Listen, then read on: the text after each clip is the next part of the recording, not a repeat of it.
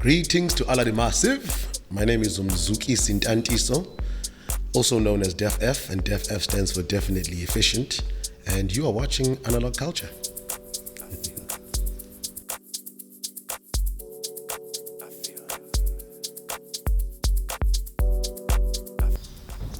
But Mzugunja. Pilila Baba, how are you? I'm okay. Yes, sir. I'm okay. Welcome to the show. Thank you for having me, by the way. Remember, I was just explaining to you why I started the Analogue Culture itself. Yes, sir. And literally, I meet very interesting people. People that've got a lot to give. Like one thing that attracted me to you, open wine the other week, was the vibe you brought. And the way you were dressed. You guys were looking super fly. Thank you, man. I was like, hey, where do these guys come from? Yes, sir. Mpoti, you've done a lot, according to my research. I mean, sir. You've been in movies, Long Walk to Freedom, Love the One You Love, Past Tense, you've done theater. I think the show was A Good Man. Yes, that was the one. That was the first and pretty much the last theater gig I ever did. Yeah, straight after varsity. You've done overseas TV. You've done Homeland series. Films, yes. You've done Black Sail. I want to know how you got that. Okay, well, I'll tell you all about it. You're a hip hop artist that does something that's very beautiful currently. In a sense, I'm falling in love with music. Wako, like nobody's business. Thank you much. Yeah. Yes, sir. You're an entrepreneur. Try. You've got Even Me being a wine that you guys collaborated with. There's two other members here. Yeah. According to the internet, you do capoeira. I did. For a whole 5 years until I tore my side meniscus. Yeah. Refused to do an operation, and then it just took too long. I became lazy, and then I never really got back into it. But the love has never stopped. Yeah. I'm forever still watching, and yeah, I'll probably get back into it at some point. I just also started fearing for my knee. Okay. And I haven't gotten over the fear is the big problem. I'm like, But yeah, that was my sport, man. Did you ever find substitute for it? Not in a sport, in a sports sense. I really fell in love with that martial arts. And also I feel like, as they say in the martial arts, that you don't choose your martial arts chooses you. Yeah. As a kid, I always grew up thinking it was going to be kung fu or something. Yeah. I tried karate, not for me. And then I thought kung fu is going to be the one. And then somewhere I bumped into this weird thing that had an interesting style, and a look about it. And it felt very cultural and very important to me. I didn't know why and what it was called. Yeah. Then when I came to Cape Town to study film, I bumped into one guy who actually did it at the varsity. And then I asked him, and he said, come to the class. I came to that class, and then I stayed for 5 years. Nice. Nice. Yeah. If I have it right, you are from the Eastern Cape. Umtata. Specifically, yes. How does a person from is Umtata the rurals? Not at all. It's this misconception that Umtata is the rural. So Umtata is in the middle of rural areas. Okay. It's a very dope town, and actually was quite advanced back in the days when it was called Transkei. We have one of the best universities is there, UNITRA. It's quite known for a lot of different things. We have one of the best hospitals in Umtata, and Umtata services all the rural areas around it. So it's not a rural area, but it's going through its own struggles now, and it's a very different story from what it used to be. But we've seen this movie before. I'm asking this because I got a lot of friends about Nabayim Tata. Yeah, 100%. There's many of us, dude. It's crazy. I always want to know who's left in Joburg when all them Tata people leave. Because we used to call Tata, small Joburg. Because a lot of people went out and they worked everywhere else, and then they'll come back. And then you'd see even the cars and all this thing. You're like, okay, Tata, I see you. And a lot of politicians come from that side. True. It's the home of Urolomisa, Tata Mandela's not so far from there. So the museum naturally is in Umtata. So it was, and I guess still is, a very important place. But a lot has happened to it now, which doesn't necessarily give it the glory it deserves. But it's certainly not a rural area. Probably feels like it now, but it isn't a rural area. It was a proper town. True. I've never been to Umtata. I still need to go and explore. Yes, sir. Is there still people left, family-wise, of Umtata? Yeah, well, specifically just my mom. My brother and my sister are in East London. They're not too far from her. But so, and they get to visit her quite often. But yeah, she's the only one left in Umtata. And it's just one of those things. I think she's been there for so long, she wouldn't move. I don't think she's always happy about what's happening in the space. I mean, we're all hearing and watching the news, and it's quite a lot of stuff happening there. Yeah. But, you know, it's home. It's where she's been. It's where she built everything. It's where she gave birth to all of us. And yeah, we all grew up there. And so for her, it's just, that's it. Yeah, I ain't leaving this place. Nah, she's not going anywhere, bro. Yeah. She's not going anywhere, yeah. What made you decide that you'd rather study Cape Town than UNIT? It was, number one, the thing I wanted to pursue. Well, the story is a bit long, and I'm going to try and make it short. I was graduated from Stutterheim High School. So I'd been doing boarding schools because my mom, single parent, but then she was also traveling a lot. Yeah. So she had decided, hell no, she's not going to leave boys alone at home. So she took us to boarding schools. Yeah. So that was her idea and her plan, which I think was a great and clever plan. So I finished in Stutterheim, and I always knew that I wanted to be in some form of entertainment. I just didn't know what. I didn't specifically know if I was going to be an actor, didn't know if I was going to be doing music. I didn't even know if I was going to be hosting Jam Alley. I don't know, something. I knew I was going to be doing something in that space. Yeah. And so when it came down to studying, I don't know what one thinks you study to do that. Yeah. So I guess the closest thing to that was media studies. Okay. Right? It just sounded like the right thing to do. So then I went to the University of Port Elizabeth to do it, because there was no curriculum that was advertised at UNITRA about that. Yeah. It felt like UPE had it, and it was UPE at the time. Before it's now NMMU. Yeah. It was still University of Port Elizabeth. Now Yeah. it's Nelson Mandela Metropolitan University. So I went there, did media, culture and communications. That was the name of the degree. Completely not my thing, because it took you more into journalism, research, and all of that kind of thing, which was definitely not what. And I guess that's what they meant by TV. Yeah. I mean, television on the news side of things. Yeah. You know, and I was like, no. And you really find out on your second year that things are not what you thought they were, because then you have to start choosing things you're going to major in for your third year. And I was like, what am I doing? So I hated my life in second year. I was really depressed, dude. Yeah. So I had to make that very difficult phone call. And if you've been raised by a single black mother, this is a very difficult call to call her to tell her you want to quit. Yeah. After all these struggles and all this money that's been paid, when now you want to do what? Because why? Yeah. So it was. So anyway, but I had the conversation. I think it was very heartfelt, and she realized I was not asking. Yeah. If she does not agree with me, something bad's gonna happen here. Yeah. This one is gonna abscond. It was a hump. Yeah, So I probably would have ended up in Joburg on the streets for a couple of months, and then it was just one of those like, yeah. If you don't, But she was a very supportive lady. She just said, Emuna, you're going to finish the second year, then you'll come back home, and then we're going to figure out what you're doing, what it is you want to do. And in that time being there, I did enough research to realize that, okay, you can actually go study to be an actor. Yeah. Before, I didn't particularly realize that. And especially because I thought the only schools I knew are for theater. So Rhodes University is very famous for that. UCT, very famous for that. Yeah. And I was particularly into film. Straight away, I always knew film is my gig. Yeah. So we eventually found after, and then there was after Joburg and after Cape Town. Yeah. And my mom was like, yay, Johannesburg, yeah. If there's an option of Cape Town. And I was like, I'm very curious about Cape Town. I mean, I have an idea of what Joburg's like, but why not? Let's do Cape Town. Yeah. And that's how I ended up here. And then I did after.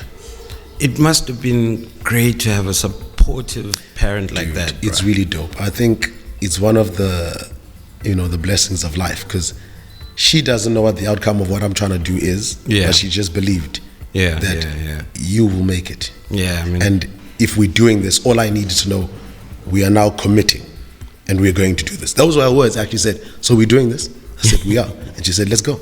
She's never said anything different since that day. She said, let's go. Yeah. And we did it. I mean, I have no idea how she managed to get after, but she did the magic as single parents do. And because she believed, and here we are. Yeah, it's yes, dope. Sir. It's dope. It's dope. Yes, sir.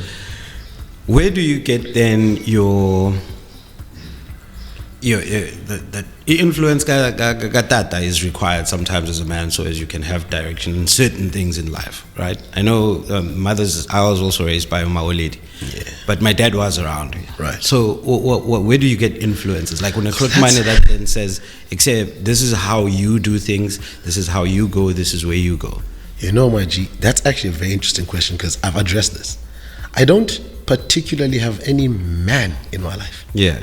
Who raised me, that is, you know. I mean, I have uncles and whatever, you know, but I've never lived with them. I've never had a relationship where I'm like, yeah, this guy taught me everything. Honestly, my mom was my dad and my mother. And I think one of the greatest things she did or didn't do was she never spoke bad about my father. Yeah. If anything, she kept going,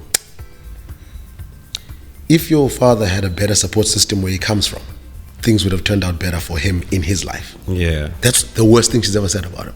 And they got separated. So I knew my father. Yeah. They were separated. He stayed with us for a while, then they got separated. I don't know how old I was when they got separated. Yeah. So I guess those early years of having a father probably did do stuff, but I was too young to remember what those particular values will be. Yeah. You know? Yeah. But the point being is, after my father left, I never felt like something was missing. Yeah. Everything felt complete and full. Yeah. And I don't know how my mother did that. Honestly speaking, I don't know. So I'm sure I picked up things from the fathers next door, my friends who have fathers, with, you know, unconsciously. Yeah. You know, subconsciously rather, let's put it like that. Subconsciously, I probably picked up some stuff. But when I think about it specifically, I'm like, it was just Mommy Dearest, dude. She just instilled all the things, and I never felt like I was lacking something. Like I need this masculine energy because, Mama, when are you very this and you're very that. I felt like she had a moment of being, she's such a lady. Yeah. And then there were times of, this one's hardcore, dude. You know? You know what I mean? Yeah. Down to, if things need to get lifted, she lifts stuff. Yeah. You know, but then also one day I just changed the headlight because she says a headlight has got nothing to do with masculinity, it's got to do with using your brain. Yeah. You go to school, don't you? So then unscrew it and I was like, done. Yeah. Paint. What do you mean you don't know how to paint? Read. If you know what I mean? So no one had to teach me those things. My grandfather actually was around a lot. Maybe, okay, actually. So things, gardening, respect, and whatever not. My grandfather, actually. Yeah. He was around a lot. I think my relationship with him was very weird as a kid because I just didn't understand it. He was such a hardcore dude that I didn't feel like we had a particular connection. Yeah. It was just one of those things in life. I'm like, oh, he exists, so whatever. Yeah. Okay, so I guess we're doing the garden now. This guy doesn't want us to have fun. He was, you know what I mean? Yeah. Without probably realizing the things that he instilled. Like I said, I guess it's all subconscious. Yeah. And when I think about it, there's no one I attribute this to this man. If anything, there was a lot of my grandfather in my mom. Yeah. And I think he knew that about her and the way he treated us. There's a song you must listen to. Yeah. My song called Undala. Yeah. Which is one of his Takazelo songs. Okay. It explains all of this. All right. And it's actually a song dedicated to my mom, talking to her about why grandfather was so strict, you know, and crazy with her. You would think that she was like the son. And it's because he saw himself in her a lot. Yeah. And I speak about that. So I think I addressed that in that song. I think it'll put a lot into perspective. Yes. Yeah. Sharp. From what you're telling me, I'm trying to figure out in between, how does Umzu then get inspired to become a creative within that space? Before varsity now, within the space of growing up, the old lady and the grandfather and all of that, how does the creative aspect of you becoming an artist come about? You know, firstly, a lot of people in the family were music oriented. Yeah. My aunt is a music teacher.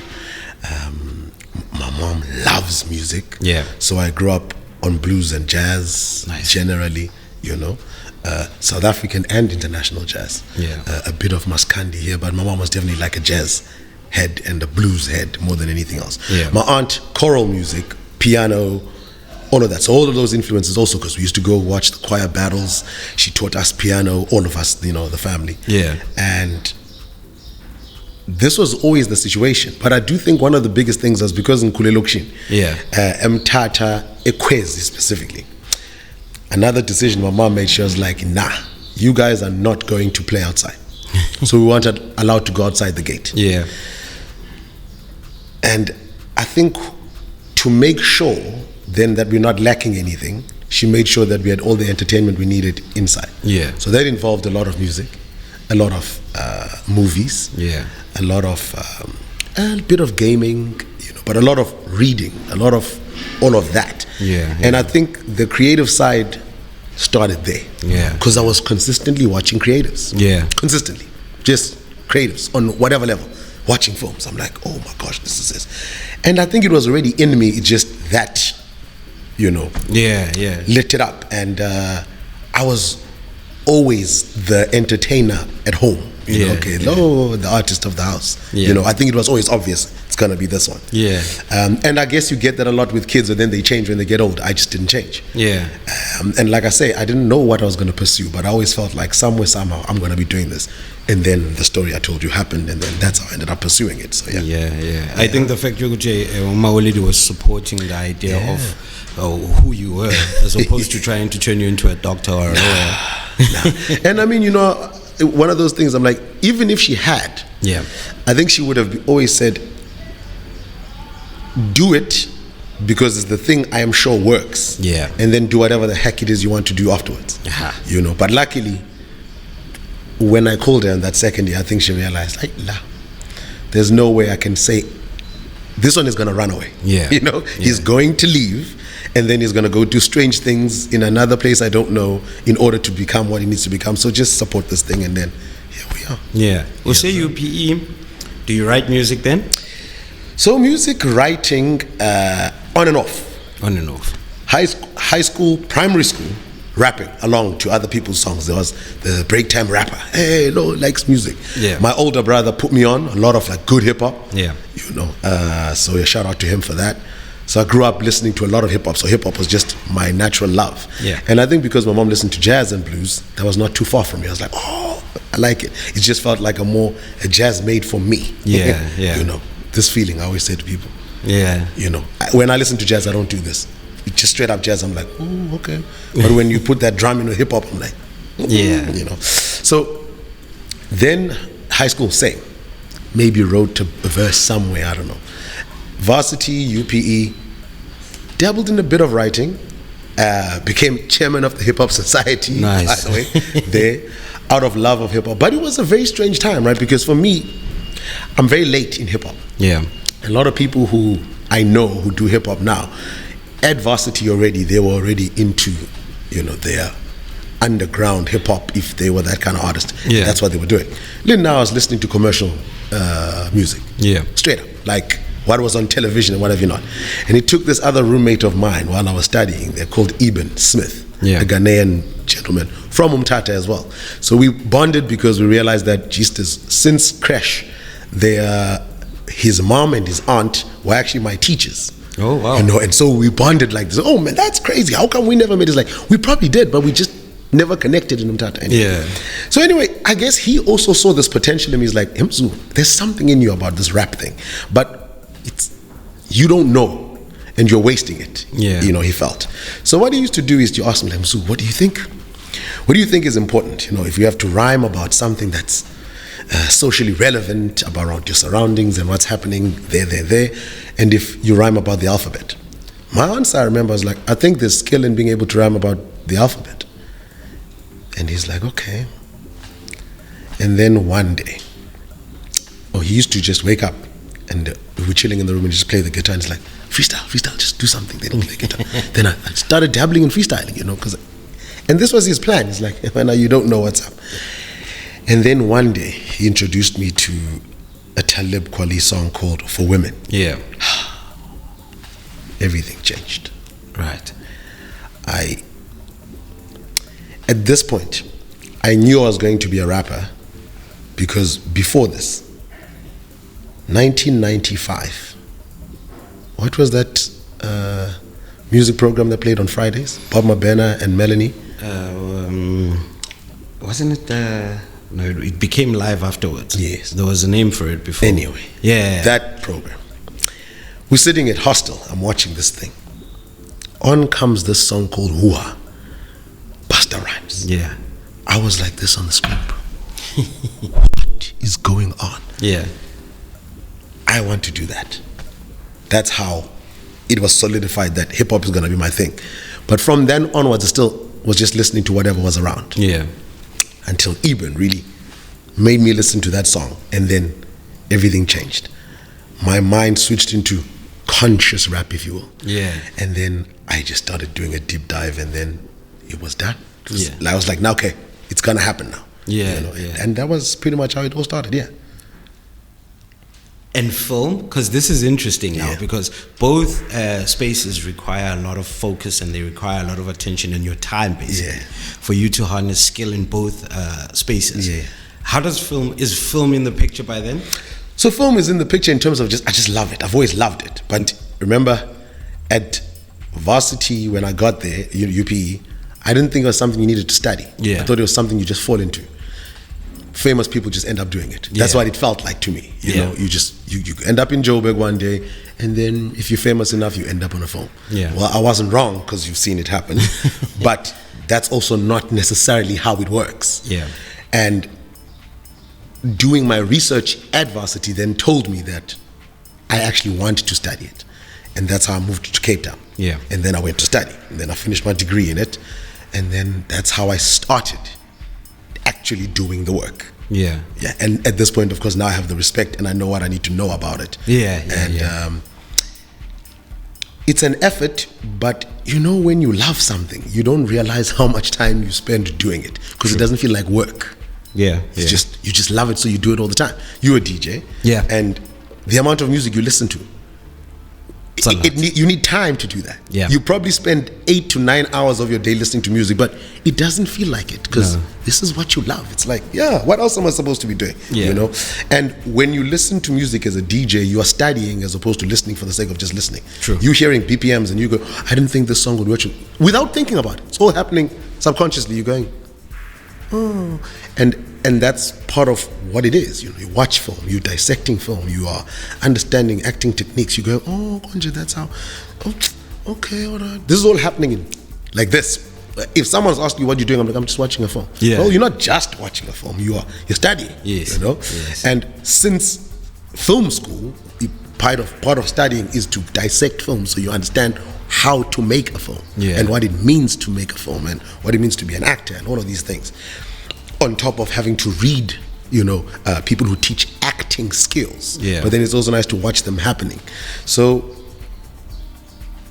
they are labor intensive, but I didn't realize, and I don't know how to answer the hard work part of it, because I love what I did. And yes, it is hard, because of the nature of creativity that is good is hard. Of course. So it's just part and parcel of the thing I love. So I never expected it to be anything else. So I don't define it as hard work. Yeah. I just define it as awesome work. Yeah. But you have to work at it, to be good at it. It's just one of those things. Yeah, passion-driven jobs. It stops being a job. 100%. At some point, it's just not a job. I No. mean, your job is to make sure that you master your skill. Yeah. But then they're always happening in tandem, these things. True. It's not like one thing at a time. It's like they're always happening like this. So, yeah. You studied film in Cape Town. What year was this? So I graduated 2007. 2007. Yeah, so I finished high school 2002, UPE 2003, 2004, stopped 2004, come to Cape Town 2005, and then till 2007. I just want to say, Guti, those were very happening years between 2002 2010. Life was something else then. I know, it was ridiculous. Right. And Cape Town was fire, man. It was fire, bro. It was fire. It is fire. It was fire, though. Yeah. There was the amount of politics that exists now weren't in the picture. No, 100%. Yeah. 2007, you're done with Skilla, you're done with everything. Right. What does that lead you to? So, 2006, while I was in second year, is the beginning of me working in the acting space. Okay. I did a job for some director. I forget his name at the moment, because this was such a long time ago. But it was an ad that we were doing. I think for Old Mutual or something like that. And he liked me and he was like, yo, do you have an agent? I said, oh, not really. He was like, yeah, no, go ahead and give me your details. I'm going to recommend you to my agent. So he was a director and an actor. So he recommended me to the agency that I'm with currently, APM, and that's how I got into it. I had a meeting with them and they were like, yeah, we usually don't take students because you're not available and. but we like your vibe and you've been recommended to us by someone we already represent, so. Yeah. And so that was the beginning. So I actually did some work while I was in my second year studying at AFTA. And so when I left, well, naturally it goes, you leave, you get an agent, and then you start doing auditions. Yeah. While you are doing that, most times you have a group of your film friends who always want to be doing work. You know, there's all kinds of competitions and festivals, and you guys then form teams and you shoot your own stuff. Yeah. There's no money at this point, but we're also passion driven. It's like, let's shoot, let's do this, let's do that. So there was a lot of that as well that we were doing. Yeah. And you spoke about a play I did, you know, because that was also straight after school. Yeah. So that also put me in a space where I was with other actors who are now very big on the theater side. But in South Africa, I feel like theater actors aren't just theater actors. They're theater actors, but they dabble in film as well, you know. But they have a specific passion. And these passions they're very different, right? People who do theater really love theater. Yeah. And people who do film really love film. Most times, people who do theater can do film. It's very difficult for film actors to transition to theater. So the beginning of acting is theater in general, right? And so meeting all these new people also puts me back into this space again. And so there's work. Yeah. Work doesn't necessarily mean getting paid. I just mean we're doing stuff. We are there's writing teams. There are people who are shooting that, and I'm taking initiatives to do these things. So my agent is very happy because they're just watching things like, oh, so you shot that, or you did that short film. This is cool because when we sell you, you know, as a product, we're like, yeah, so he does stuff. Look at that. Yeah. Check that out. And the relationship just was good. And then I was fortunate enough to get work. And so that's how I just got into it. But it's all you can do is audition and get it. Yeah. You know, well, at least that's how it started. Yeah. We just go to an audition, you do a good job, then they say, get it. Then cool, job done. But then that's a relationship built. And then that person remembers you for something else. And then they might not make you audition for something. They go, hey, Mzu, I'm doing this thing. I want to see you for this. So that then also happens on the side. And that's how it kept going. Yeah. Yeah. Do you still ever get, when you see yourself on TV, do you get that feeling? Not anymore. Not anymore. Because there's many feelings, right? Yeah. One that people don't imagine is, you probably imagine that people are excited to see themselves on TV. You usually hate it first because it's the first time you get to watch yourself and critique yourself. You're like, why do I smile like that? Yeah. Oh, my teeth are crooked. Why do I speak like that? Why did I? That's your experience first. You're like, oh no, I should, you know. And then eventually you get over that because you have to get over yourself. Yeah. Just get over yourself and watch the thing. If you watch, some actors don't want to watch themselves at all. There are many famous actors who refuse to see themselves like, no, I did the thing, I don't care. I watched, and certainly because I think it's a nice way to also learn. I'm like, oh, I've got tendencies that I do that, okay. It's nice that I know, because now I can work on that. Or, okay, that's just part of what I am, and that's cool, you know. So now I'm just, I watch it and I go, cool. I mean, I guess that was fun to do. Yeah. I remember how it felt to do it more than anything else. Yeah. Yeah. I wanted to say, people don't. The words I hate is you're bragging about things. Right. I believe that as an individual, people should celebrate what they do. So I always celebrate people. Like when I see you, I was watching. I can't remember what I was watching. An ad came on. You guys are playing bingo. It's an Uber ad. Yeah, Uber Black. Yeah. And I'm telling my daughter, I know that guy. And she's like, Daddy, what's up?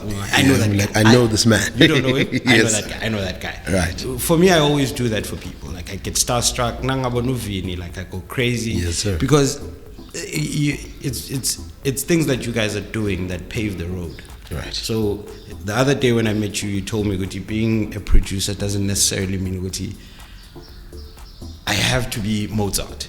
Right. I should have basics, but literally, if I've got that feeling, I can. You know, it's inspiring stuff, right? Because you've got your own experience in the game, and that kind of thing that it gives it. Bambanai, here's a piece of knowledge that you can use in future. Yeah. So I go crazy over that. So I get what you're saying. Right? Now you just watch and just take over. Yes. Okay. How did you get into Homeland Neplexi? So, literally, audition. You audition? Just, Mzu, you have an audition for this. Go to the audition, you do the audition, they say, okay, cool, you get this role. So there have been many small, cool things that we've done. I mean, like I think we had this earlier on. I said to you, you know, because you have your own ideas about what you want to do, where you want to go, some amazing things you've done don't feel amazing because you're going, hey man, I had 3 lines on Homeland, so what is that? Because you have an idea that I want to be on a whole season, I want to be in 2 seasons, I want to play one of the leads, I want to play the big support. So it's very easy to go, whatever. You know? And you hear a lot of that. You go, oh, you did this. I'm like, you know, does it count really? But sure, it does count because you did do it, you know. But you have your own ideas about what you want to do, so you keep overlooking some of the things you've done. But yeah, no, it was just, like I say, the audition process. Mzu, you have a casting, go check this out. Did it, got it, shot, in the bag. Did a bit of accent training, because I had to play an American there. And same, Long Walk to Freedom. Yeah. I actually wasn't even supposed to be in that film. My agent had foresight. It was the late, great Munin Lee, who was doing the castings for these things. And she was casting in Cape Town as well. Okay. So my agent asked me to go meet her. She was like, I want you to meet her, because she's a big casting director in South Africa. I want her to know you and have you in her mind, because she'll find stuff. You know, all the stuff comes to her, through her. A lot of these big international films were coming through her. Yeah. She had her own agency in Joburg and blah, blah, blah. So I did. And I was helping out with the audition. So I was just reading alongside the actors who were casting. Okay. You know, which is quite important for auditions, because the worst thing to do is when you have someone who's doing this while you're doing your lines. They're like this. So he went, I'm like, Imuna, you're killing the vibe. So you need another actor who's interacting with the actor, so you get the best out of them. Yes, you know? Yes. So that's what I was doing. And eventually Munino was like, so why aren't you on camera? I said, you can't ask me that. You must tell me why you didn't ask for me on camera. Right. And she was like, let's put you on camera. And that's how it happened. Boom. I auditioned for one part, and then she ended up figuring out to put me in another part, which is cool. Yeah. You know? Yeah. And yeah, that's how that happened. But audition. Yeah. Of the body of work you have behind you, what do you look at and say, that's it? I haven't gotten there yet, Machi. You haven't gotten there? Honestly, I haven't gotten there yet. Yeah. There have been some important things that have happened for me as an actor, even if they don't particularly sit in the space where someone goes, oh, this particular show was this. It was good for me because I wanted to do something so different, like playing a man on a wheelchair. Yeah. For an actual season of something. Very important for me. I did that. That was called, how can I forget the name now? It'll come back to me. Yeah. Because Netflix bought it. It's there. It's Jab. The show was called Jab. Yeah. It's on Netflix now. Lemogang Tsipa was on it, and yeah, it was quite a vibe. Mzukisi Ntantiso was on it. And Lucilla directed it. So it was that was one of the ones that are memorable for me. But I feel like everything I've done has been important, but I'm still on my way to that one, to my thing. Yeah. You know. Yeah. And I don't know what that is. I'll know when I get it. I'll be like, yeah, no, we're cooking with steam here. Yeah. You know? There are shows I love in the world where I'm like, you know, I don't know if you've seen the new Colin Farrell Penguin. I've read about it. I haven't. Yeah. But you know. Yeah, yeah. You know. Yeah. When Hollywood actors started being on television, and then the quality of TV changed in a major, it started being very film-like. Yeah, yeah. I mean, a show like House of Cards, you know, I'm like, that's when I'm like, yeah, I know we're cooking here now, you know. Yeah. And film, man, I'm forever gonna love film as much as we're in the TV era. I'm like, star in a good film. Yeah. You know? Yeah. Get a great support in a good film. Do I don't know. Yeah. We're still on our way there. I hear you. We're still on our way. You mentioning that, I watched The Joker. One or two? I assume you're talking about one. One. Oh. I'm not one who's a connoisseur or I can understand film directly, but I can tell you that guy had me. Whew. For a movie that doesn't have people flying or shooting or what, the guy had me. Yeah. So that's an example of a thing where I'm like, yeah. No, we did a thing here. Yeah. So what were you doing? I had a nutritionist who was watching me lose weight and to make sure I don't die. And you're like, we did a thing here, you know? Yeah. No, it's there. Hey. So that's a good example of a thing where you're like, this is it. We cooked here, you know? We cooked. So, yeah. Are you looking at getting into directorship, like making movies in the future? I am in the space and I will always love what I do. Yeah. The true thing is, I don't think I've acted enough yet to even consider leaving it for something else. Yeah. So as it is, I don't particularly care to direct anything now. Yeah. I still need to act more, you know? Yeah. Give me more acting first and then maybe we'll talk about that. Yeah. But I think it's usually the natural journey for actors because that's the direct thing you do, you know? You're always being directed, so you learn what direction looks like. And with your director, you also have a bit of a back and forth because you also have suggestions about like, but I don't think that this character would do that. And your director says, okay, let's hear it. And you say, maybe if we do that and we shoot it like then the director's like, actually, you know what, but I need this and I need that, but I like to incorporate that. I think you've just started directing a little bit there. Yeah. You know, and it just only grows from there. And the more you understand it, and I think then usually some of the best directors, as far as I'm concerned, were actors because they know what an actor is and how to get the thing from an actor. Yeah. So, you know, if you think of Clint Eastwood, an amazing director because he knows how to get the thing he wants from an actor because he was an actor. He is an actor, you know. So Denzel Washington, I can only imagine how amazing it must be to be directed by him because he knows how to, you know, Mel Gibson, think of it. Apocalypto. Ooh. There's no actors there. No. And he had to make them actors. Yes. And I feel like pretty much only an actor can draw that from people. You know? Yeah. No actors. Speaking in foreign language, you're like, what is going on? What is like, how are they gonna do this? Yeah. You know, and so the answer is, I'm sure somewhere in my life they'll be directing, but for now, it's not a thought. I think I'm pursuing. It's just like, man, give me my Joker, man, first. Yeah. Give me a couple of my Jokers, you know. Give me that film that isn't necessarily known to be a blockbuster, but then it becomes a cultural phenomenon and a blockbuster with, you know, without the frills and what you thought, the exploding cars, the particularly, you know, big names in terms of artists who create it is what I want. I'm like, when I'm sitting with so and so and we're cooking now, you know. I want that. What I'm saying is, it doesn't have to be a Marvel movie. It can be something that for it, because you already know there's hype. They say, it's gonna be, because, you know, I want it to be with one of the dope directors that most people don't even know their name, but they know they work. They don't even know they know they work. You know, and then you're like, here's something new, and then people watch and go, is this us? I'm like, yes, it's us. That's us. We're not replicating something, we're creating something. Does it not bother you, the fact that I'm not a movie buff, right? I'm not in the film industry. I know who Quentin Tarantino is. Right. Know how he directs, because there's a lot of his stuff that that's around you. And you pick up and you're like, oh, dude, this guy directed this. This is brilliant.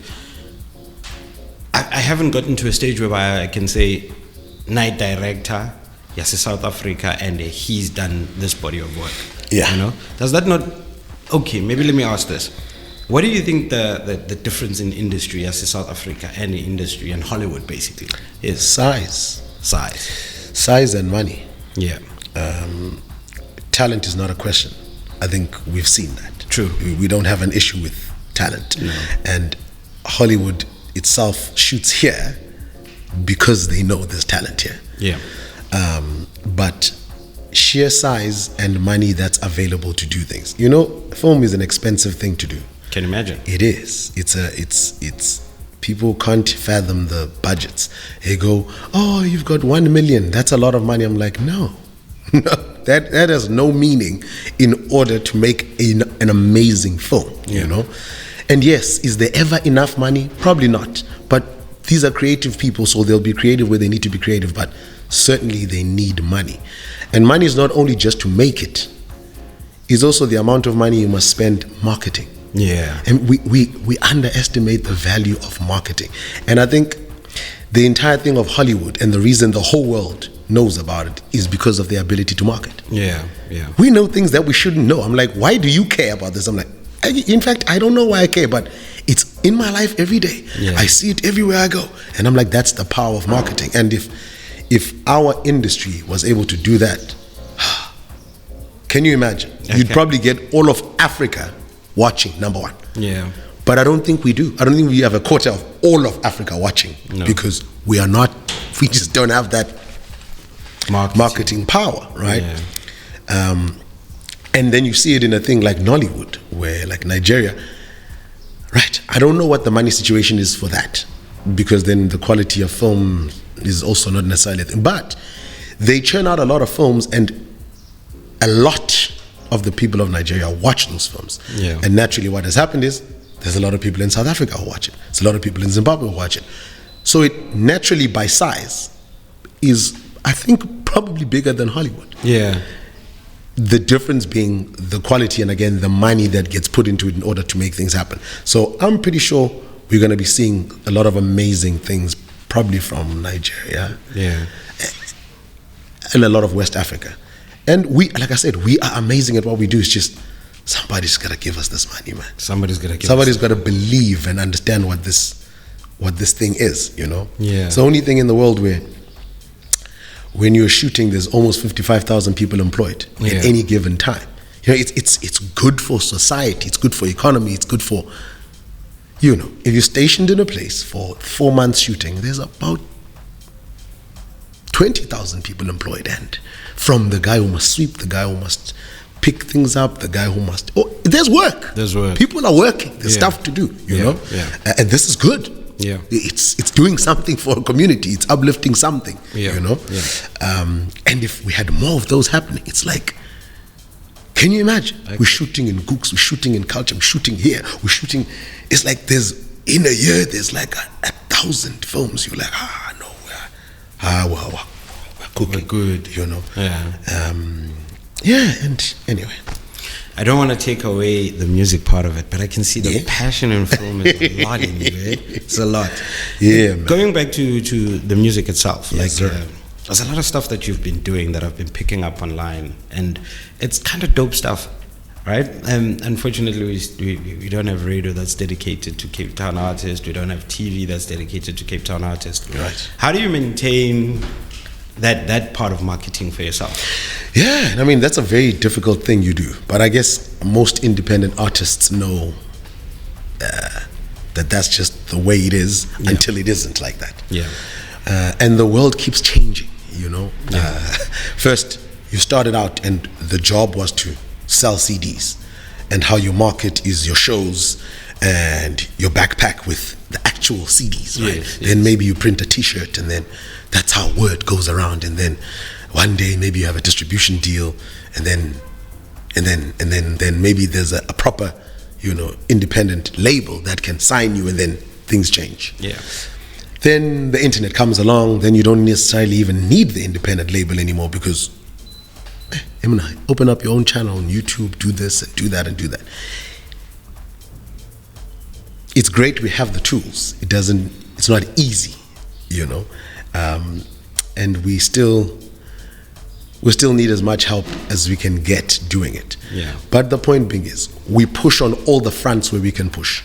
You've got your own YouTube going. You do your own marketing on your social media. You perform as much as you can. You shoot music videos. You try to direct content on your TikTok that's going to direct people towards what you actually do. You you just keep pushing and doing all these things and trying to have the right, conversations, have the right publicist, have the right manager, have the right team around you to keep pushing and innovating. And I think eventually it clicks. And then people take tipping point. Yeah. And then there's the tipping point. And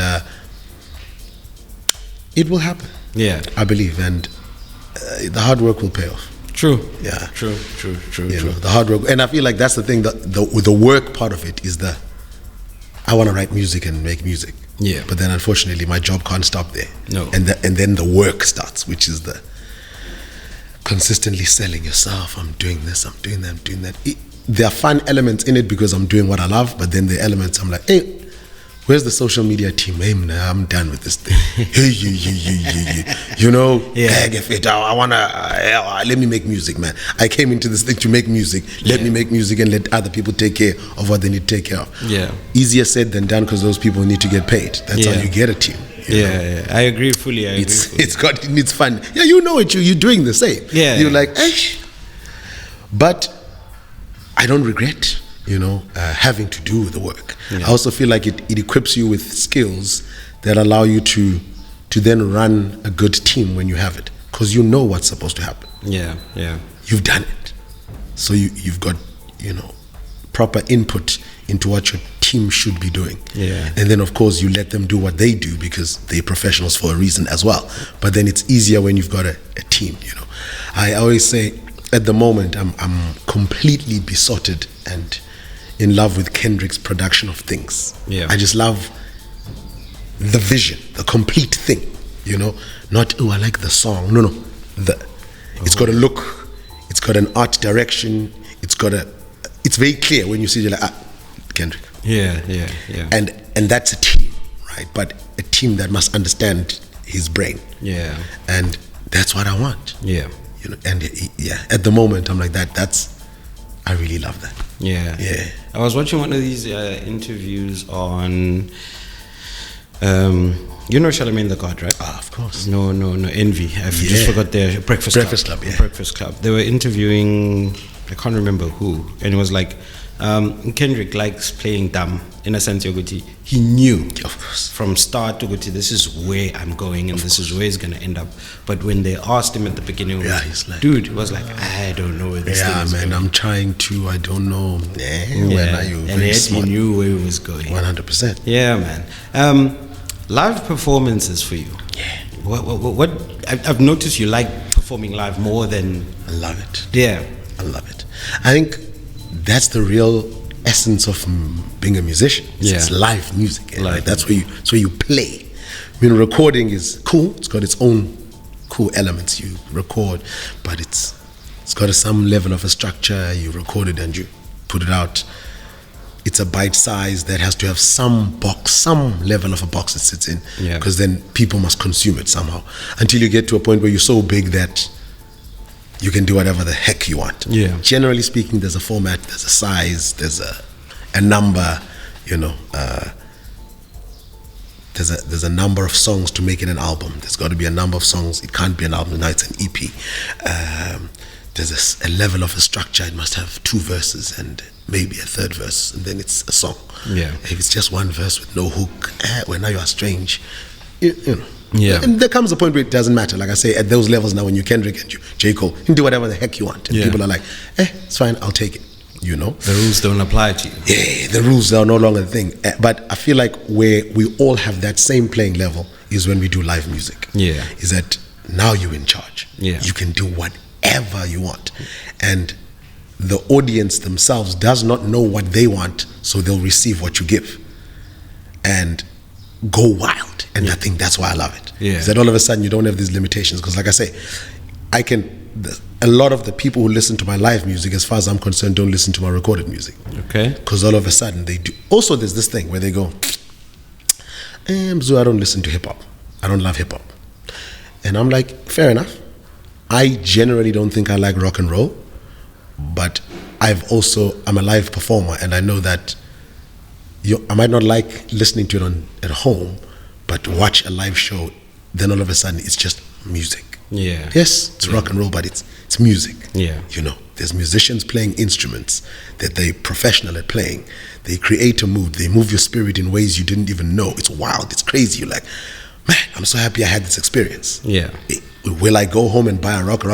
Maybe not. But I'll always be happy to go and check out a performance. I'm like, oh my gosh, how did that guy do that? Like, that's 2 hours of this energy. Oh my, And that's what I love about live performance, and I encourage people to watch live shows because of that. Yeah. I mean, and also I feel like if people came to a show to just listen to you sing the song the way it is then why are we here? So you also get those performers who are just too cool for school. Yeah, I'm just here, man. I rap and I do whatever I'm saying. I'm like, okay, well, that's also fine. Yeah. Not my place to tell people what they should and should not do, but I'm just like, yo, I could have been home. Bro. Come on, do the thing, Yeah. I'm excited. I think that's just the thing. Do the thing, bro. It's your stage. Exactly. People came out to see you. Jump, run, hit the stick, go talk to your drum. I do stuff. That's memorable. That's what changes someone's life. They go, my brain just can't wrap around how this person is doing all of these things, but I must also remember all the words, and then interact with us, and then point at someone in the audience while doing it. How are you doing all these things? I don't know how I'm doing it. I'm in the spirit too. It's just, I came here with an energy. I give it, audience gives back. We then transform the space, and we do more than I knew I was going to do as well. Yeah. Right. Yeah. And that feeling is just, you can't replace that feeling. Yeah, man. You're just making me think of certain things. When you speak of rock, I got a friend, Ikasi, Brian. I'm from Davidson originally. Okay. This one time I went home to visit, he gave me a USB and said, there's a folder written Coldplay. Right. Copy all of that and go listen to that on your drive back home. Right. I'm like, this guy, cool, he's gonna give me rock and roll, like, really? I'm a vinyl enthusiast, right. So I collect vinyl. Yeah.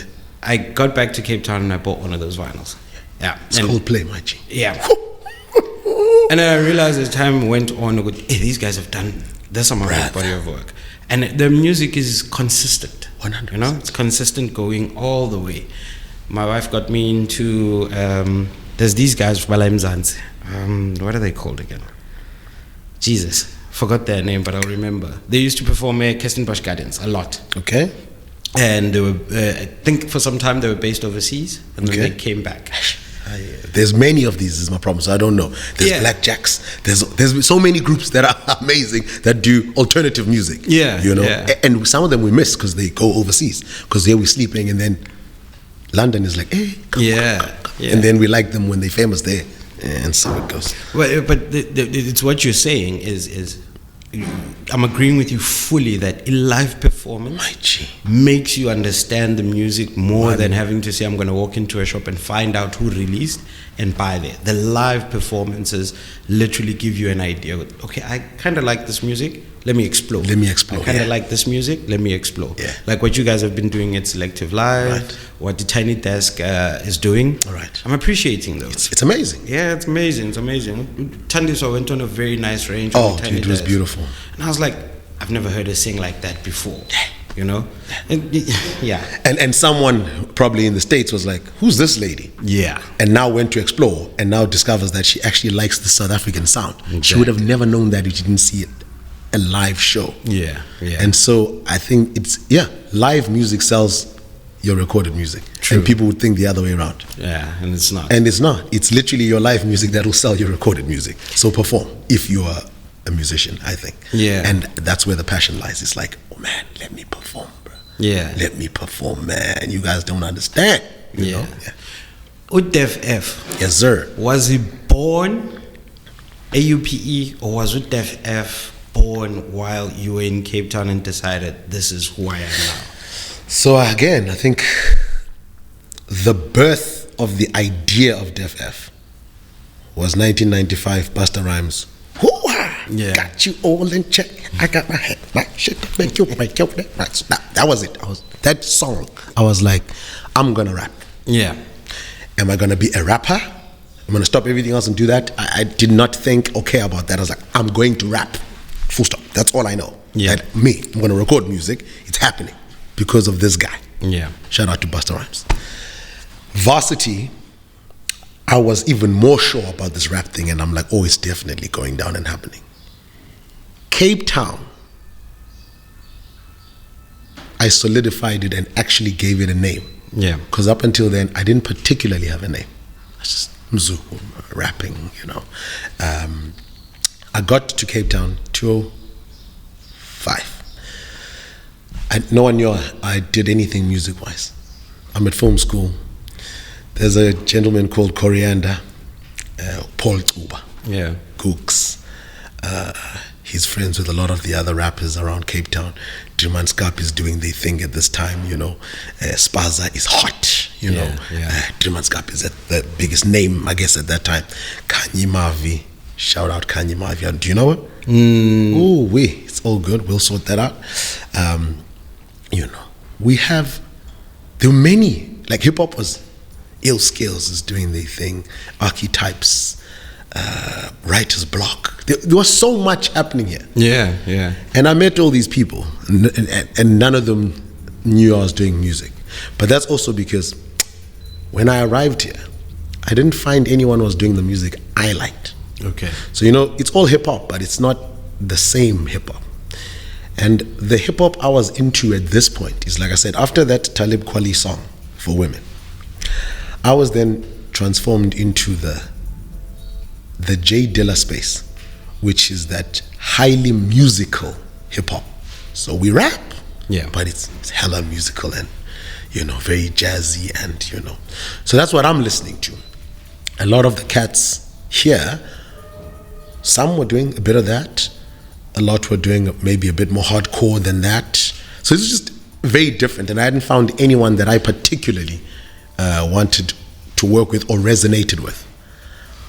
All up until this friend of mine, Bui, at After, realizes, now, man, you like music just like me, and now we ride in his car, we're listening to Pete Rock. This is our stuff.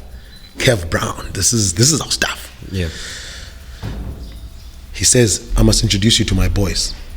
There's a crew called ETC crew in Cape Town. I said, wow, I'm down. Yeah. I met them. Instant love, because that's the music they were making. Dope. I was like, okay. So now conversation is had. I mean, it's a longer story, but I meet them. I bump into one of the members at a braai. He beatboxes. I just start rapping. Now he's like, the heck? Bruh, when we leave this braai, you're coming straight to the studio with me because I want you to listen to some music. Okay. Yeah. I go listen to some music. I rap on a song that he produced. He's like, what is going on? He calls the other crew members like, yo, there's this cat, bruh, this DEF EFF guy, come, you man.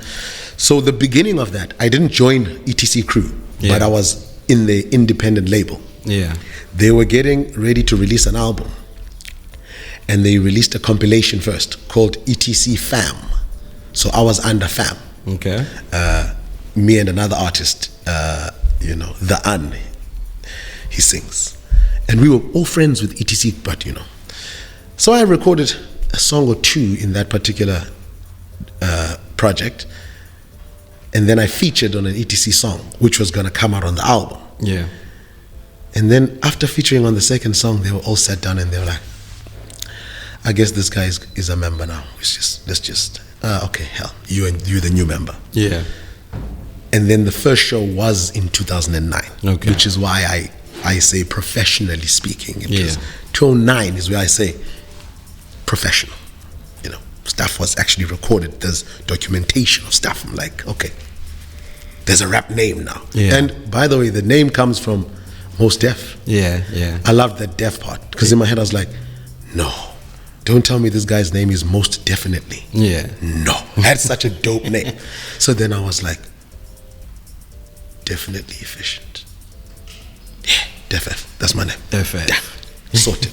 You know, and then it's so cool. And then, so your names evolve because then people call you Def. They just call you, what up, Def? Yeah, and now you're just known as Def. You know, but the full name is Def Eff. But yeah, you know, Def works for me, you know. I know what you mean. Like there's a lot of thought put into your artist name. Like there's a lot of thought put into it, and then people tend to just let's omit this. And let's do that, and let's do, okay, whatever. And it's such a powerful thing, right? Because, I mean, especially as a rapper, you're saying something. You're saying you're definitely efficient. You better prove that. Yeah. You're saying you're most definitely that guy. Well, prove it. Yeah. If you are, But you're on the money, by the way. Thank you. You're on the Appreciate money. you, man. When you spoke about, you started listening to Talib Kweli, I can tell now from your music, it's what we used to call conscious hip hop. Right. There's a story behind the music. If you listen quite clearly, it resonates with where you come from, what's happening around what's going on around. So it gives you that. It takes you from your space, puts you in another country, and lets you understand what's going on there. Yeah. You feel like you live there. Yeah. And then I had people call it the boom bap, I think. Boom bap, yeah. That was the term. So that's the sound, right? It's literally you hear it in there. It's the boom bap. It's this feeling. Yeah. It's boom bap music. You can. But the nice part about boom bap is it's music. Yeah, dude. It's music. There's the elements that are around it. The guy playing a trumpet, the guy playing, you can hear everything, and the music comes full circle. But it's that drum. Yeah. The magic is in that drum, and I feel like that's just what hip hop evolves and has evolved throughout time. At some point it's very rock orientated. That's fine, but what doesn't change is that the difference between a rock song and a hip hop song is the boom and the bap. The drums. Put those drums in there, and it's like, are you still calling this rock now? Then you're like, yeah, that's a hip hop song now, Yeah. And I always say to people, if you don't know, if you do this, it's hip hop now. Yeah, it's hip hop. When you didn't do that, it was probably something else. Now when you start doing this, I mean, now we live in a world with like so many subgenres. This is chill hop. This is chill. I'm just like, whatever. In a boom bap, it's just got that drum in there. Yeah. It resonates and it works. And I think also then part of growth is we also grew up with limitations of I make boom bap music, which had a specific sound. I only make this, and I'm like, you evolve, right? You change as a human, and music changes. You grow. You learn more about music. You want to be more experimental. But yes, certainly certain things and certain elements will always be there because still your craft is rapping, right? So you rap, and you and that drum are a thing. Yeah. And I always laugh because actually, I think it was Mos Def who said it to Dave Chappelle. What's this relationship between a drummer and a rapper? And I think he answered, most rappers are failed drummers. Oh. That's why they drum with their mouth. Okay. So we create those rhythms we don't know how to create, like this here. Okay. That's what our flows are all about. Yeah. You're hitting different pockets. We speak like how drummers speak, like then the pocket here, then you did this, and that's what a rap flow sounds like. It's literally a vocal drummer. Yes. And most of us do. My favorite instrument is the drum. Naturally. And you see, the whole time we've been talking, I'm like, it's that drum, man. It's that, what made Jay Dilla famous. I mean, it's great. He knows how to sample, and it's that drum. Yeah. You can hear it, you're like, wow. When a Ninth Wonder beat comes on, you're like, that's snare, ninth. It's just that drum, it's that drum. Yeah, it's that drum. And that bass, it's that drum. So anyway. You're quite right, hey? But it's very profound what you're saying about what Dave Chappelle said in terms of failed drummers. I think Mos said it to Dave. Yeah. I think because I think he was asking Mos, and he was like, it's because, But Yassine Bey at the moment, by the way. You just had to mention those two people. I had to. Traveling Man. Oh man, come on. One of the most, Come on. And then I don't have to speak about Dave Chappelle. No. I just don't. I think Nabantu that don't follow what he does are like, literally, yeah, that's their thing. We're all for Dave Chappelle. I feel you. Yeah. I think you're on that list. Now when I talk about artists, when I talk about comedians, when I talk about a lot of things in the creative space, you're going on that list. Appreciate I was telling you, there's a track I've been listening to, and I haven't stopped listening to it. Yeah. The introduction. Yes, with sir. Skilla in it. Yeah, man. How did that song come about? Man, it's actually an interesting story. So shout out to Skilla, by the way. Yeah. I hope he gets to see this. A friend of mine owned a bar called Yobo. Okay. A friend of mine, Sivu, and his lady, Yolandi. They owned a very cool, bar in town. And at some point, Sivu booked Skilla Skilla DJs, and he also performs. He raps, but he's also got this interesting Kwaito obsession. Yeah. So we met and had a small hey man, I like your music. Hey, you dope. This is cool. Hey, we should make music somewhere. Yeah, we should do that.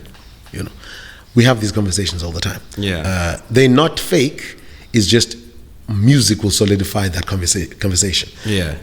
Everyone thinks that they can work together. I'm like, it's not true if the music is not there, right? Mm-mm. So you find a lot of artists are tired of hearing from others. When you said we should work together 8 years ago. I meant it. It's just the right music hasn't come along, and when the right song comes, I promise you think of the right person and then you do it. Yeah. Anyway, he took the initiative and he was like, one of the things I like is I listen to your music and I love it and I want to produce it for you. Yeah. Let me send you some beats. Hey, he sent me some beats, bro. Naturally, if you listen to that EP, there's one song called I Am Him. Yeah. It was, I think, the first beat I spoke, because it just resonated. I was like, that's my hip hop. Let's get it. Yeah. Cool. Like this beat.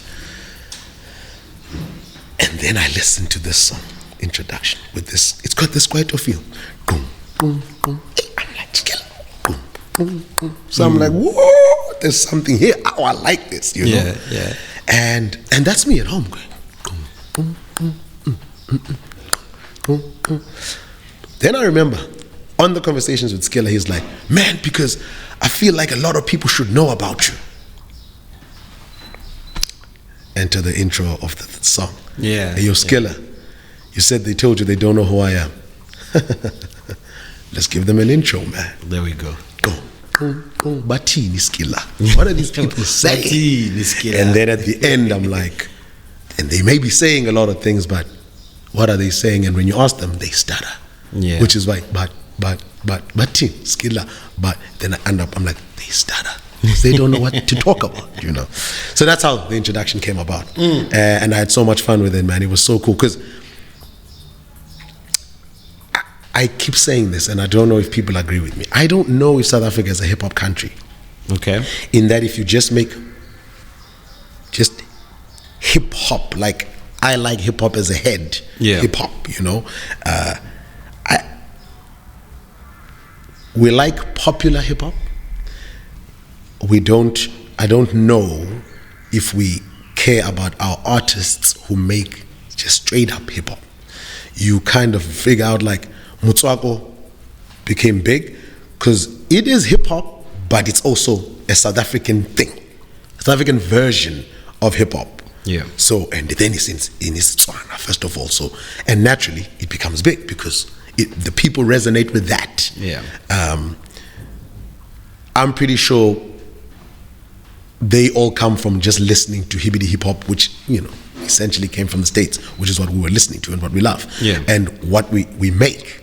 And I think Tumi is a perfect example of that. Stogie T at the moment, right? He's definitely from the school of he listens to hip hop. There's no two ways about it. None. You could tell in his music and his rapping. But over the years, you've also seen how the music stopped just being hip hop in that sense. Yeah. It's got interesting, you know,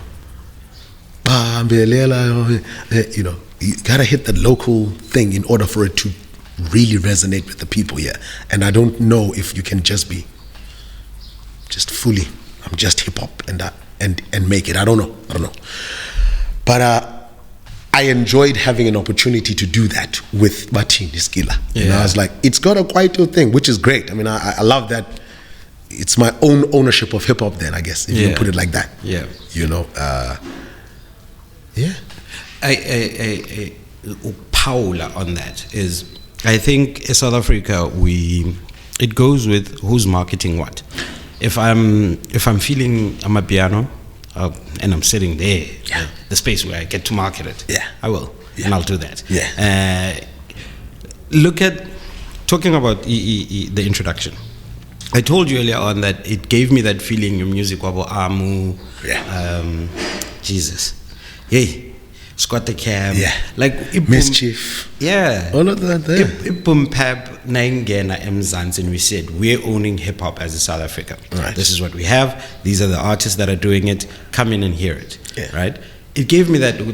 This is the music that I could resonate with back then, and no one made it anymore. Right. It stopped all of a sudden. Yeah, it fell off the radio. And one of the reasons for that was hip hop quite back then. Yeah. Then we moved over to house and then it changed the flow house, and then we got into a home. Yeah. We got into a heck of a lot of genres, and now the people that in every space, somebody was marketing what they love more than anything. Right. So everything else falls away. I turned it deep house like fully. It's what I play most of the time. It's what I do most of the time. But I literally cannot ignore Guti. Most of all, deep house is music, and you have to fall into that space of what is music doing right across. Because you might find a gem in concrete. Jesus, what is this? Yeah, what is this, bro? So you get to listen, and I think it's based on the fact that at that present moment, this guy likes this, he'll promote this only more than promoting everything else. Yeah. But I think you guys are making dope music currently. Thank you, Maji. I appreciate it. I mean, it's interesting because I remember us being in Grahamstown with ETC crew. And this was what I mean by this. I'm never sure if the country is just about hip hop. And there's always this critique like, you guys are just very American. And I'm like, okay, so the association with hip hop is still American. And I'm like, but when you listen to the big artists, do you say that they sound American now, or you don't care because it's what's popular now? And so it's this weird thing, you know? Yeah. I've always grown up feeling like if you were listening to Amu back in the day, Nabom rapper. Yeah. Not here musicians, Nabom rapper. Yeah. These are the rappers, you know. So it's a specific thing, you know. They speak like this, go yo, what's up, man, you know? And they want to be whatever, and you're like, no, we just love hip-hop music. And therefore this is the language in hip-hop music. We say, what up, my G? That's how we speak, you know. I don't know a different version of what up, my G. It's just what up, my G, if I'm gonna say what up, my G. And then there was the issue of accent. Why do you put on this American accent when you're doing hip-hop? I'm like, doesn't every genre have its accent? And the accent will be from where the music comes from. E.g., I always make this example. I'm like, Amy Winehouse, rest in peace. Yeah. Have you ever heard her speak? She's English, yeah? Yeah.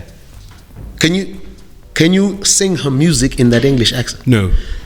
Because R&B and neo-soul have an accent. Yes. Now, do you want to call that accent American accent? I'm like, sure. If that's the beginning of R&B and neo-soul is in America, sure, we can say that. But even in how Americans sing, when they sing, they say things they will never say. Yeah. If they speak in American English, you know. Yeah. Today, to follow. But in a song they say, to you. I'm like, there's no to in American accent. No. They say to. Yeah. To give. You know, to let you know. There's no to. Yeah. But when they sing a song, they have to say, give it to you. I'm like, so it's the accent of the music. Yeah. So if you want to be an R&B person, how else are you going to sing it? Exactly. I'm going to sing it in my Xhosa accent. I want to give it to you. I'm like, straight away, just the accent change makes the music stop being R&B. Yeah. It's not R&B anymore. Yeah. It's not neo-soul. It's not, you know. So I'm like, hip-hop is going to be the same. Hey, I woke up today. I thought this. Like, you sound like you're making quiet though. Exactly. On hip hop music. So now I don't know if this works or doesn't work. I'm not saying there can't be an artist who can make it work. I'm just saying it's a straight up. This is different, and doesn't sound like what they told me it was gonna be. Yeah. You know. Yeah. I hear what you mean. And if you rap in your own language, then it's completely different. Then if you're rapping in isiXhosa, there was a different challenge there. You know, which is why I feel like when I came to Cape Town and met the people who rapped in isiXhosa and then they called it Ispaza, is that they found a way, because I come from the Eastern Cape, there are many people who rapped in isiXhosa and some of it worked and some didn't quite feel like it. And it had something to do with the flows and how it works over that music. And in Cape Town, I feel like they found it. And then when you listen to it, you're like, nah, this is hip hop, bro. Yeah. Oh no, this is, I know we were listening to hip hop now. But it's in his class. Right? Yeah. So the different challenge there was to figure out what does it sound like rhythmically in order to get that effect. And then now accent doesn't matter because you're speaking in a language. it's a different vernac, so the accent will sound like the language. I fully get what you mean. It's what we call culture. It is. It's the influence of the culture of what you're doing. Then it portrays to the next person 100%. Who is going to do the same thing. Yes. I get it fully. Yeah. While you're mentioning Espaza, there's a Maclera dope boy. What a G. Yeah. Like I said, we all have our particular taste, right, and how we flow and where we end up. Yeah. Sometimes it's just the music, man. That's it, bro. It doesn't need to be dissected and made something. Do you like it? Yeah, do you like it? Yeah. Just listen to it. That kid just caught me on that Hennessy thing he did, and I was like, yeah. It was that black and white video for me. Yeah. In the willing to deliver that. Yay! I'm like, what is going on? Is the shout out. And dope, fire. I promise you, somebody picked up something and said this on the money, we're pushing it. Yeah. And then it becomes that thing now. It becomes, hip hop must literally sound like this in order to do. And that's never been hip hop. Yeah. In that everyone sounds different. Don't choose what sound we must all have. Then I'm like, now you don't even understand music. Yeah. We can't, he is Maglera because he is Maglera. We can't all now want to do that. Exactly. That makes no sense for music, number one. Why would we want that? Yeah. It's dope that we have him. I want him to make a song with Nasty C because that sounds like that. And then he must make a song with Kuli Chana because that sounds like that. Then he must feature Tumi because then that sounds like that. And now I'm like, these are all the hip hop artists doing their thing. Yeah. And it sounds dope because everyone is dope. Yeah. It can't be this one thing. I'm like, hey, perfect. True. And I think at some point it sounded like it was just one thing, and that was just because the music was just so good. We loved a certain sound. But even when you listen to the artists we come from, De La Soul doesn't sound like Tribe. No. But the music is probably produced by someone similar, Yeah. Prince Paul probably likes Q-Tip. They all like J Dilla. They like Madlib. So the music influences are going to be similar, Mos Def doesn't sound like Talib Kweli. No. They like the same music. They can be together and make music. But when you listen to all of that music, it all makes sense as one type of music. Yes. But it's not the same. No, it can't be the same, Yeah, no. And it was actually very important to not be the same. Yeah. Why do you sound like this guy? Don't you want to sound like you? Yeah. Sound like you, whatever that is. And of course, yes, you learn that by doing more, and you have to be inspired by someone. So if there's a kid out there who's inspired by Maglera, by all means, find yourself through what you like. Yeah. Yeah. And then you'll get it. You'll be like, there I am. That's what my thing is. Yeah. That's what I sound like, Because like I said to you, I started rapping because of Busta Rhymes. I don't think I sound like Busta Rhymes, but I'm sure most of the time when I tell people, they go, I can feel it sometimes, There are many rappers I love. What I write is completely different to what I fell in love with in terms of sound. Like I said, Busta Rhymes made me want to rap because of the sound. I loved the idea of ad-libs. Hey, I'm like, where does this guy get this stuff? Yeah. I'm gonna hit you with that. What kind of raps are those? But I also like De La Soul because that's the kind of pen I'm into. Yeah. I like, you write a message, but then you leave gems for people to win.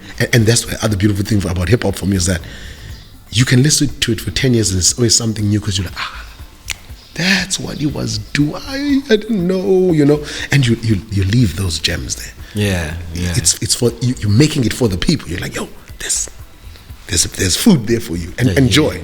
And there's layers of it, and enjoy it. And so, I just keep hoping that we don't lose that, even for the audiences, because like you say, the machines that push things push a one-sided narrative of this is what is good and this is what we're listening to, full stop. Great that we have someone who does something like that. We just need another entity who also does that. But also, by the way, there's this, Yeah. And I love alternative music, man. Mainstream music is mainstream music, and by all means, cool. I have no beef with that. It is what it is. It's another facet of music. Yeah. But then also there's this other music which isn't about entertaining you. It's about shifting your soul. Yeah. And that's the music that I like and hope I make for people as well. Yeah. So I want to change you. I want you to go, hey, I went on a journey here. You know, it wasn't about, oh yeah, it's entertaining. I don't even have to listen to it. It's nice sound. Yeah. You know, we can just talk while we talk. I'm like, nah, I want you to go, listen to it. Yeah. What this guy is doing and saying, how he's doing it, how did he hit that pocket, how did he, you know. I'm always excited about music because of that. Yeah, two things. One of them being the gems you're talking about that we normally pick up, rap being rhythm and poetry. Right. Is you'll always decipher what a person was saying in a rap track. Right. 15 years after Right. the track is out. You're like, oh no, maybe he meant this, maybe he meant that. It's always challenging your thought. 100%. Then go another thing with the alternative sound and music. You go to lo-fi, you got rap, Yeah. you got trip hop. Hip-hop. There's all you're like, okay. But it literally falls under one space. They always put the hop at the end. I'm like, it's that drum beat. Yeah. Whether you slow it down, make it faster, whatever. My daughter is an avid music listener. She's 16 years old. That's so, dope, you know, she's always wearing headphones and forget about everybody in the house. Yeah. So what she does is she always finds these jam tracks. Because then I told her, I come from a school yabo Jill Scott. Right. A school yabo Erykah Badu. Yeah. You know, that kind of sound. And Neo song. Yeah. If you find things like that, let's share it. Yeah. So she does that a lot. Like she'll be listening to like 100 tracks on Spotify, and she'll come and say, "I only found 2. I found this. Listen to this. Listen to that." So I think it's just man. It's beautiful what you guys are doing. Thank you, Maji. It's beautiful. Thank you, Malume. In your case, what would you want to leave as a legacy once you're done?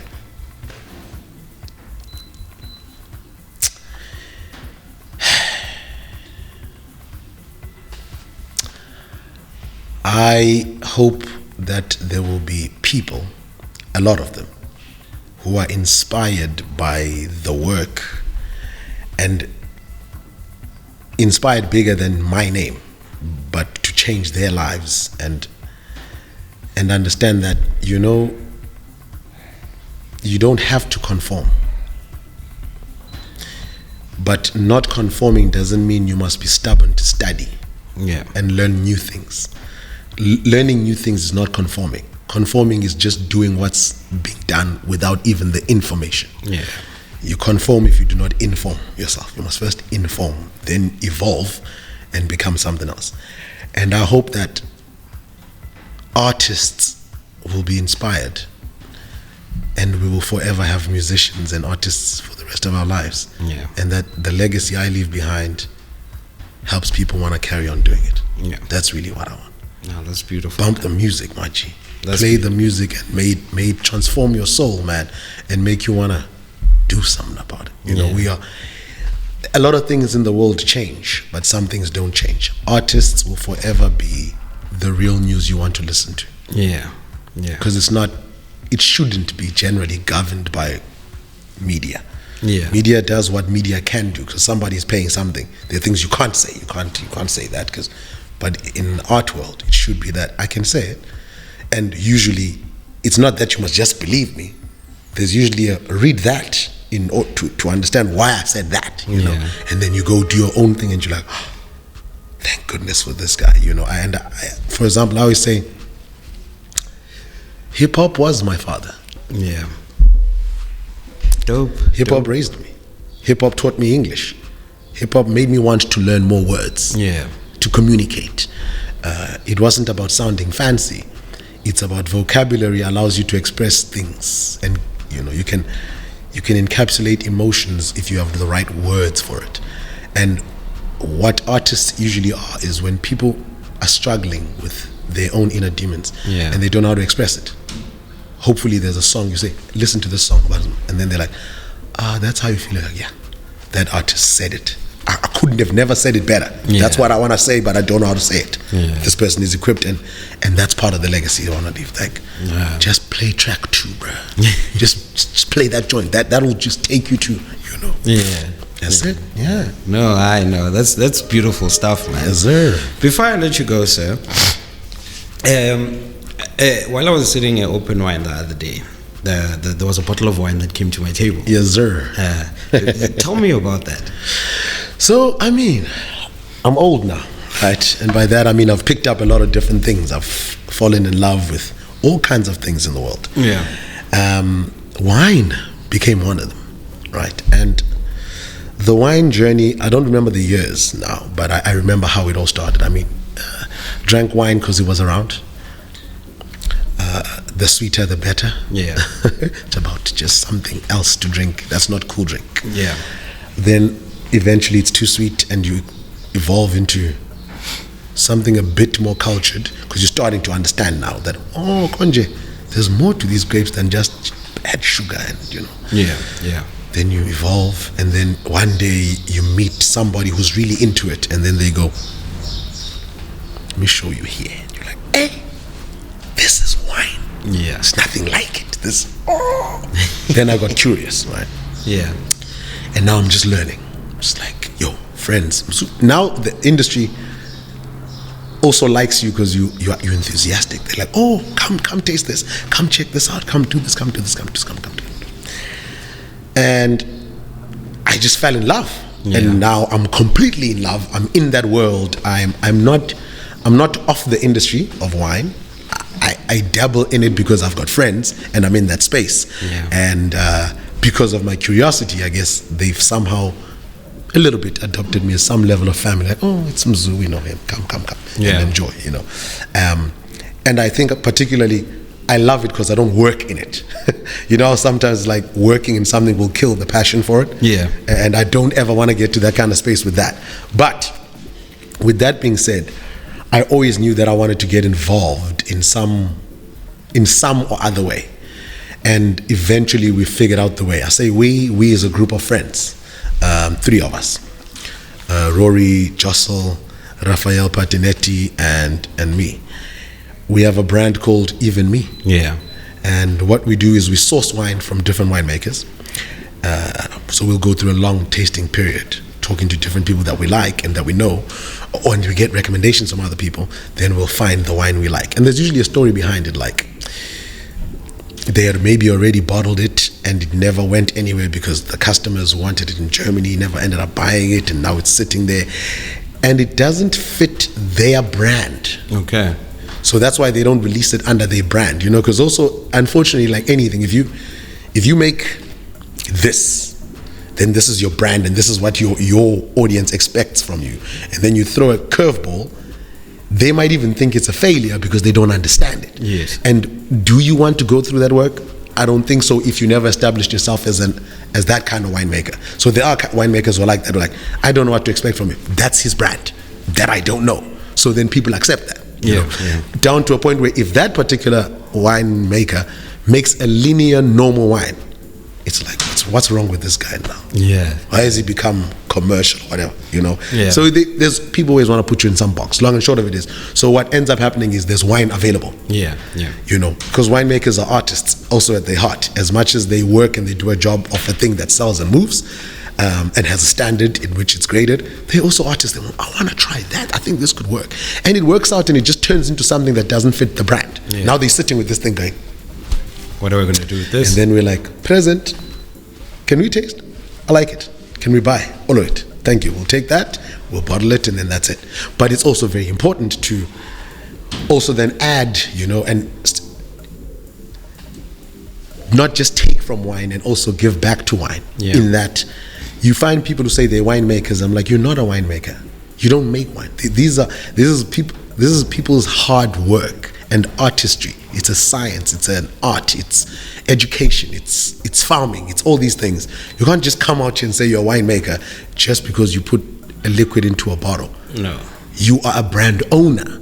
There's something to be proud about that. Yes, you source and you taste wine from a winemaker. So we then made it very clear that when we work with winemakers, we want to make sure you have to put your name on the bottle. Okay. We have to say made by Smang Mang Smang Mang. We're not here to try and make it look any other. I don't make wine. Yeah. I will never make wine. It's a lot of hard work, my friend. I can imagine. And a respect to winemakers, who make wine. People who must sit with barrels, smell, look at things, taste, and go, it's not right. Ferment this way. Don't do that. That's it. It's science. It's work. It's farming. It's agriculture. It's they call it viticulture when they look at the actual growing of grapes, but farming. It's nonetheless, right? And most of the magic happens in the farming. Yeah. Before it happens in the thing. Yeah. And even the ones who don't own farms go to farms that farm well so that they taste the good fruit, and then they create the magic in the lab with good fruit though. Yeah. It all starts with good fruit. Yeah. So that was very important for us, and I think you can clearly hear from the passion that there's so much respect for what people. It's just grapes, right? Yeah. If you think about it, it's just grapes, and we have this thing that makes so many different experiences and so many different tastes and so many different, and there's so many different kinds of grapes. True. To us, it's either green or it's red. Yeah. That's all you knew. There are 14 million different red ones and green ones that are a little bit red, and other ones that are not actually green, they're yellow. And they all make different things, So I got excited and I fell in love, and that's how I got into that. I just wanted to say, without cutting you, I only found out about 3 weeks ago, Pinotage is literally a grape that was infused Mzansi, and it's literally indigenous to South Africa now. It's our grape. I didn't even know that. Yeah. It was just an interesting thing. It's ours, man. And also what's interesting is it's gone through an interesting process. For a long time, you got people of old probably did like a lot of it, but also you kind of needed aged for it to get to where it's really, But then there's also a particular style in which people made it, which didn't particularly always resonate with a lot of people. So you got a lot of people who say, "Oh, I don't drink Pinotage." There's a revolution and an evolution of it now, where people are understanding something else about the grape, and they're making this beautiful, light, interesting, highly juicy and interesting Pinotage, and it's doing very well now, which it should be. It's our grape, right? So now it's sitting where I think it should be, where it's like, oh, you want to taste Pinotage? Go to South Africa. Yeah. Go, and we're there now. I feel like we're wine country, and we're back, and people are really enthusiastic about it now. No longer I'm hearing less of this. I don't drink Pinotage, because I had a friend who said I don't. I said, challenge accepted. Boop. Here you go, taste that. They're like, no, is this? It is Pinotage. They're like, okay. I'm like, you didn't have a problem with the grape. You had a problem with how the grape was treated. Yeah. And again, this is the science of how we can make different things with the same grape. Yeah. And the best out of it, I guess, again, I'm not a winemaker, but I assume that you want to take the best qualities of a particular type of grape in order to really make the best of it. Yes. Not force a situation because you think I want to make, this. It's like, this is what this grape has, and I want to capture the best of everything it has to offer, and I think then you make the best. And I think we're there now. So anyway, in music terms, the mixing and mastering of the grape needs to be perfect. It has to. So it has to. Yeah. Exactly. It does. Puti, I really appreciate you being here for the show, and I've learned a lot, man. Thank you in this small space, you've dropped a lot of knowledge of things I still need to consider, and I'm definitely sure viewers at home who are going to be watching this are literally going to appreciate this, and knowing you and understanding you. And I hope it opens you up to my audience that listen to a particular type of music to say, here's Mzu. Yeah. What should we be looking out for in the near future? I mean, there's always a lot of things, Like I said, I think you find that with a lot of artists, they hands in different places. We're passionate people, so we're always passionate about something. Within the wine space, make sure you check out a thing called Sneakers and Wine Pairing, which is something I do. And it was birthed from this idea of, when I came into the wine space, it always sounded like wine people were very snobbish. And I was one of the people who thought that they were. And I'm not saying there aren't people who are. There's always some weird people in anything you do. True. But I think the general idea is, when you are in a space with nerds, they seem snobbish because they are so into the thing. So they speak in the jargon of the thing. It's no different if you sit with musicians. They sound like they trying to exclude you out of the conversation. Like, what are these people talking about? Yeah. What do you mean? Like, what are you guys talking about? Yeah, Include me in this, you know? Yeah. But then with wine being a thing, I think everybody should have access to and must drink. Because when people say I don't drink wine, I'm like, how can you not all the wine in the world and you don't drink wine at all? Not possible. It's not possible. Yeah. What's wrong? Then I realized it's the intimidation factor. Everyone feels like to drink wine, you must be qualified knowledge-wise. I'm like, where on earth does that exist? Yeah. You just drink the thing and you learn as you go. Okay, well, I can't change it as one man. And I thought, but here's a contribution I can do then. Sneakerheads are exactly the same. Yeah. You don't know about sneakers. Sneakerheads are like, look, what do you mean nice shoe? You don't even know it's the 1982 Smang Gum Sole, the only one. How am I going to know that? Yeah. If you want to tell me, teach me. You know, and it doesn't have to be very important to me either way. I'm not geeking out about it, but it doesn't mean I don't like beautiful sneakers just because I don't know that it was the first gum sole made in. Okay, whatever. You know, teach me. Yeah. So I thought, cool. I'm into both of these things, and I'm not a head. I'm not a sneakerhead. I'm a sneaker lover. I'm not a wine industry person. I'm just a wine lover. I'm gonna take two things and put them together, and I hope that the two different audiences are gonna meet each other and know a lot of different things with each other. Yeah. But it was always more wine driven than it was sneaker driven. Okay. It was about my friends and people I know learning about wine and, you know, having access to it through something we all share and love, which is, I guess, sneakers. Yeah. And I'm like, it's not a novel idea because it's done with food, that you pair wine with food. Yes. Because food will lead you to, you know. Yes. And they work well together, and I felt sneakers will do the same with that. So check that out. Keep your eyes open on the music. There's always some new things coming. There's always some new things coming, and I promise I want to create some of the best stuff and give you some of the best things, and we'll get there. It's just, it's always funding and weird things in the way, but they're not the end all and be all. They're just a hurdle to get over. Yeah. And we'll get over them. And feel free to go search the YouTubes, because there are gems there for you, you know, music videos and all the things in the world. Of course. There will be more acting, amazing things also happening on the side. I recently brought back a party that I do, so maybe we'll have a conversation about that one day. Yeah. It's a 90s music party. Okay. And I'm doing the first one now, since I did it years ago at La Trip in town. Okay. And now for first Thursday. So keep an eye out for that, because that's going to be circulating and doing it. Because I'm always involved in some level of events as well. So just keep an eye open and follow me on the socials, because for me, my socials are about those things. Yeah. They're not about, now I'm eating sushi.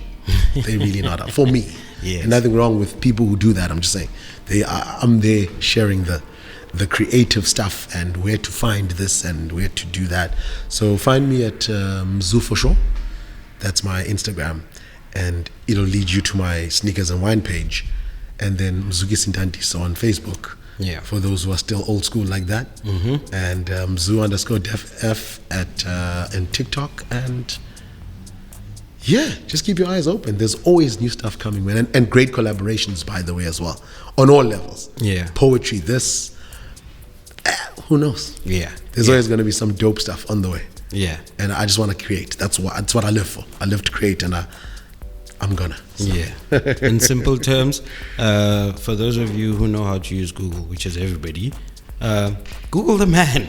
Google Mzukisi, Google DEF EFF. You'll find everything you need to know.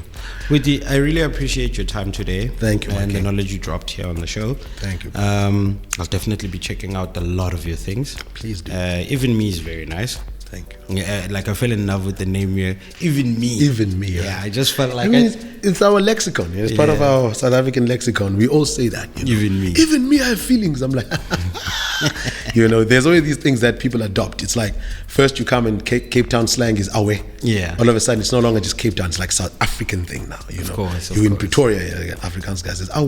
You're like, the heck did that get there? Yeah. Even me is exactly the same. Even me. Everyone, doesn't matter where you are. In Joburg now, even me. I'm like, it's even me, bro. Even me, I drink wine. Even me, I drink wine. Yeah. And I love those things. That's what true culture is. Yeah, true. Takes over. Yeah. And it's not about, is it correct English or not? Who cares? We all know what you mean. Yeah. And it's cool. Yeah. It's an identifier. It's like, oh, those are South Africans. There we go. And that's dope. I like it. There you go. So yeah. Thank you for being on the show, Kuti. Thank you for having us, my G, and keep doing what you do, because it is important work. And yeah, let the people know, man. All the things that excite you. You're sharing it with the people, and thank you for putting us on platforms that other people may find what we do, because we do it for the people. Yeah, but it's all for the people. Thank you very much for gracing us on the show. Thank you. For those who are watching and those who are going to watch, this is DJ Ndo-C. Yes, #POW. Yes. Analog culture, ladies and gentlemen.